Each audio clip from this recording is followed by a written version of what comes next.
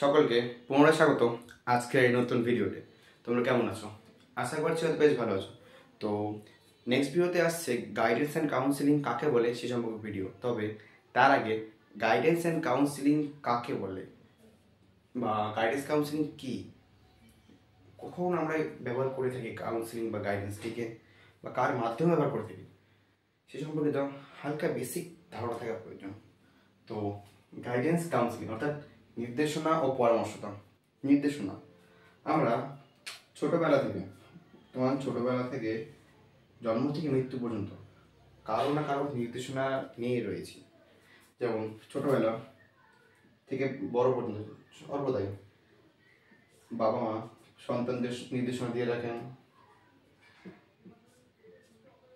শিক্ষক মহাশয় তার ছাত্রছাত্রীদের নির্দেশনা দিয়ে থাকেন, একটি ফ্রেন্ডস গ্রুপে এক বন্ধু অপর বন্ধুদের নির্দেশনা দিয়ে থাকেন, এবং আমাদের দৈনন্দিন চলার পথে বিভিন্ন মানুষ বিভিন্ন সময় আমাদের বিভিন্ন রকম নির্দেশনা দিয়ে থাকেন, যেটি মনে হয় ভালো হতে পারে, সেটি খারাপ হতে পারে। নির্দেশনা বিভিন্ন মানুষ, অর্থাৎ একজন টিচার এই তার স্টুডেন্টদেরকে গাইড করছে, তারা এটা করো, এটা করলে তোমার ভালো, এটা করলে তোমার ভালো গ্রেড পাবে, ভালো মার্কস পাবে। এটি হলো গাইডেন্সের একটি অংশ।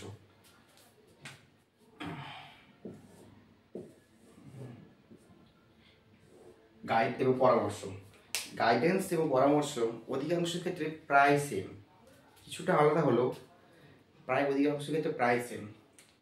পরামর্শ অর্থাৎ বলা যেতে পারে আমি ডাক্তারের কাছে গিয়ে আমি আমার চোখের সমস্যা বা বিভিন্ন সমস্যার কথা বললাম, বেসিক্যালি চোখটাই বললাম।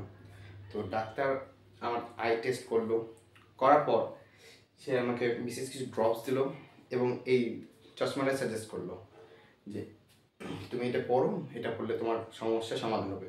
তো এটা হচ্ছে পরামর্শটা। এবার এ বিষয়ে ডিটেইলি নেক্সট ভিডিও আসছে। তো এটা ছিল হালকা বেসিক নলেজ তোমাদের জন্য।